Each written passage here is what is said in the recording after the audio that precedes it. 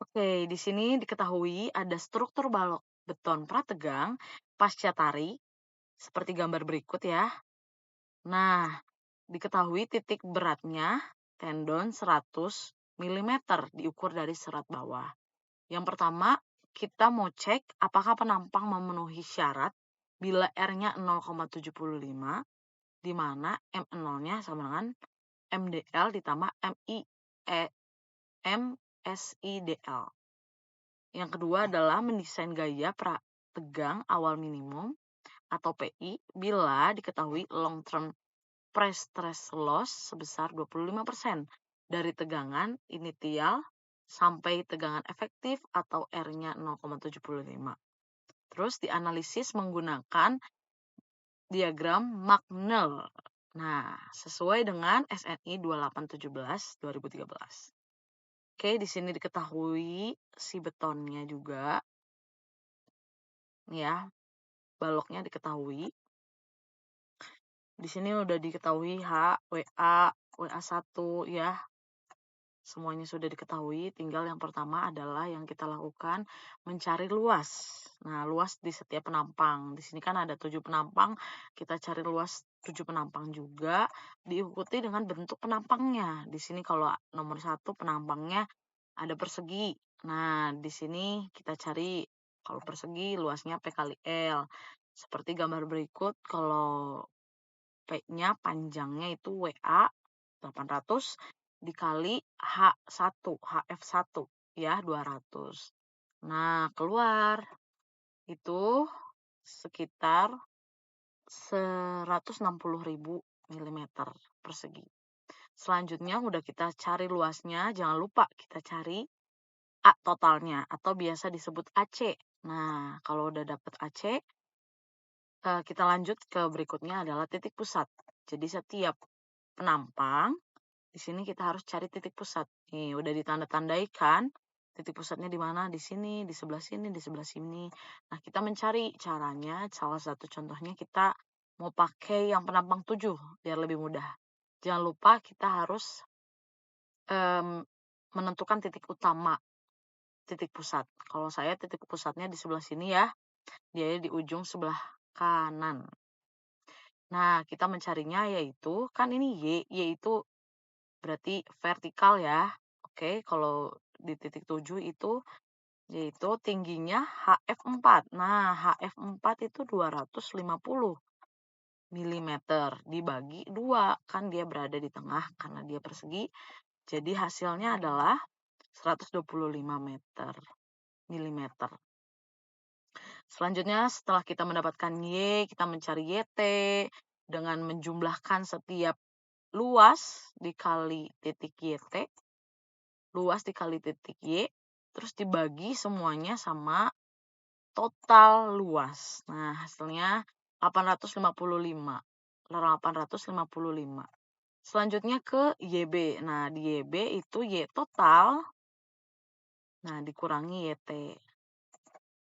Nah, Y total itu kan dari sini HF1 dijumlahin sama HF2, tambah HW, ditambah HF3, ditambah HF4. Nah, dikurangi YT. Selanjutnya, hasilnya 844. Selanjutnya YR. Nah, cari YR itu YT setiap penampang dikurangi sama YT yang tadi kita sudah cari. Contoh ini penampang 1. 1600 dikurangi 855. Hasilnya adalah 744. Begitu teman-teman ya. Selanjutnya setelah kita udah dapat YR, kita mencari IY. IY di setiap penampang. Jangan lupa 1/12 dikali L dikali P pangkat 3. P itu titik tingginya ya. Atau biasanya disebut Y. Nah, salah satu contohnya adalah penampang 1 itu menghasilkan hasilnya segini. Udah kita semua jumlahin setiap penampang Y-nya. Nah, kita bisa baru mencari inersia. Karena inersia itu membutuhkan Y dijumlahin dengan A kali YR dikuadratkan. Nah, supaya mudah jadi dipisahkan, tinggal dijumlahkan antara Y dan A kali YR kuadrat. Menghasilkan inersia. Nah, kita udah dapat inersia nih, teman-teman. Dan jangan lupa inersia setiap penampang harus dijumlahkan. Hasilnya itu 2,46 dikali 10 pangkat 11. Oke, selanjutnya setelah kita mendapatkan inersia jumlah semuanya, kita jangan lupa mencari modulus penampang. Modulus penampang itu ada 4. Ada ZT, ada ZB, ada alfa T. Ini harusnya alfa T sama alfa B. Nah, udah dapet nih ya rumusnya. Ini kalau ZTI inersia maksudnya. Inersia jumlah per YT. Maksudnya YT itu adalah yang sebelah sini, YT ini. Nah, dapat hasilnya ZT kalau ZB I inersia per YB yang sebelah sini.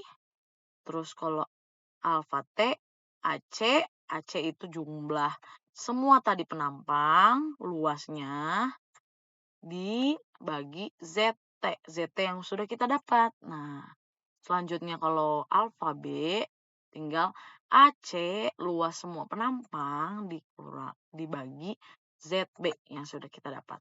Begitu. Nah, udah kita dapat nih modulus penampangnya. Lanjut kita mencari Mmax.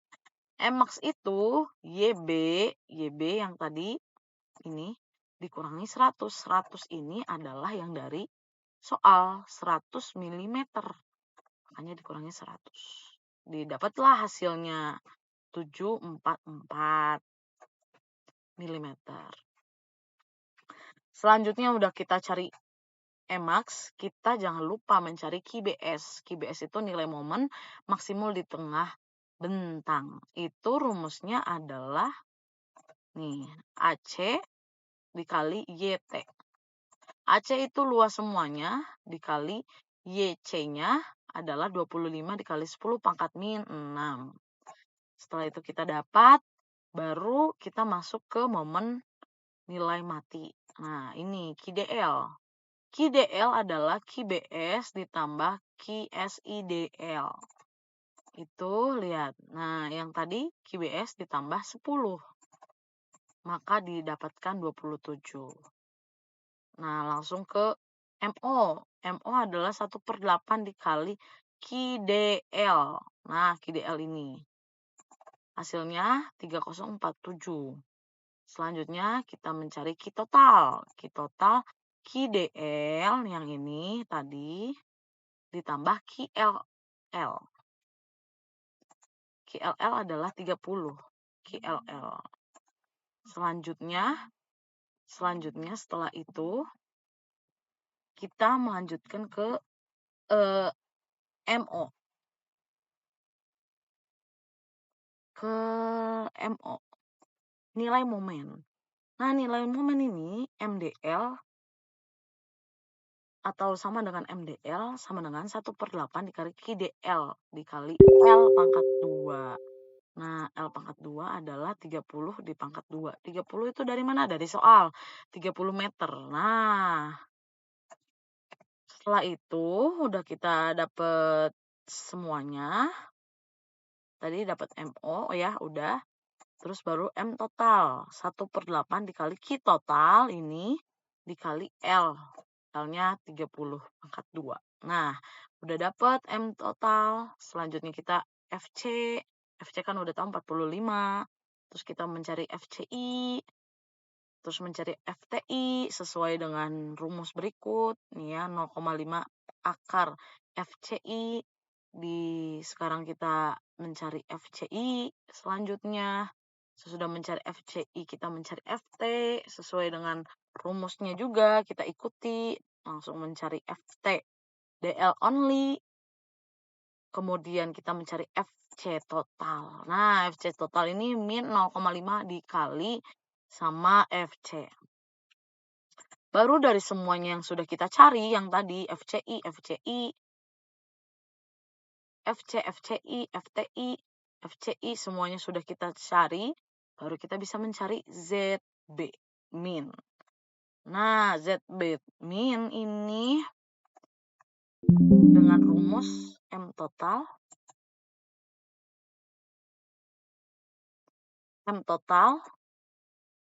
dikurangi R. R itu yang tadi di sini 0,75, oke. Dikali M0. M0 ini per FT.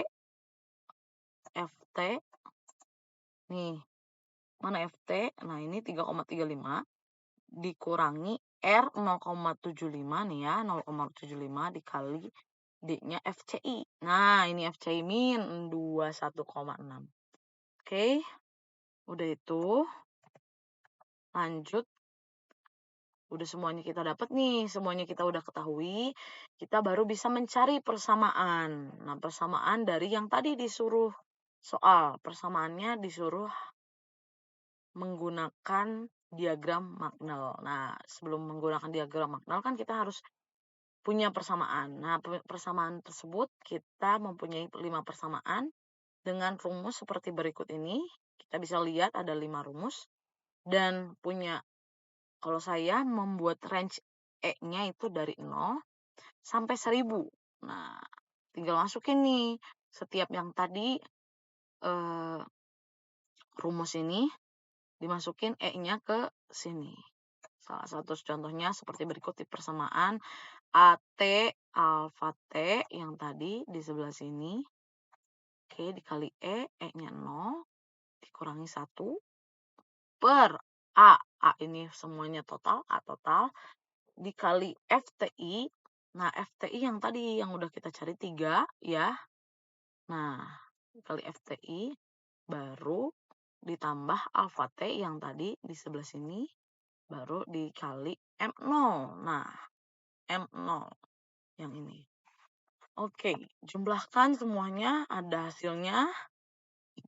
Setelah semuanya kita mendapatkan hasilnya, baru kita buat diagram Magnell. Nah, dari diagram Magnell ini kita mendapatkan ada 5 persamaan ya. Ada 5 ya, 1, oranye 2, 3 yang abu-abu, 4 yang orange. Ini tertutup nih. Baru yang 5 biru. Nah, jangan lupa kita harus lihat Emax-nya di sebelah mana nih. Emax-nya tadi kan kita sudah cari di 744. Tinggal kita tarik dari Emax ini ke atas, paling ujung. Kita bisa melihat bahwa diagram yang pertama, maksudnya persamaan yang pertama, itu adalah persamaan yang mempunyai nilai tertinggi pada Emax, saat Emax itu terjadi. Nah, kalau kita sudah bisa tahu nih, persamaan mana, nah kita tinggal masukkan. Persamaan yang pertama ini dimasukkan ke dalam Emax. Tadi kan E-nya masih ada range. Sekarang E-nya diganti sama Emax yang ini, 744. Nah, hasilnya 3,599 dikali 10 pangkat min 7. Nah, udah dapat nih hasilnya 1 per PI ya. Ini hasil 1 per PI ya. Baru udah itu, udah dapat 1 per PI. Kita mencari PI-nya. PI-nya adalah 1 per PI max. 1 per hasil ini. Nah, didapatkan 2,777,930 Newton. Nah, jangan lupa kalau kita mau diganti ke kilonewton, tinggal dibagi 1000 dan hasilnya 2777,93 kilonewton. Segitu saja yang saya bisa jelaskan. Mohon maaf jika kalau ada salah kata. Terima kasih semuanya.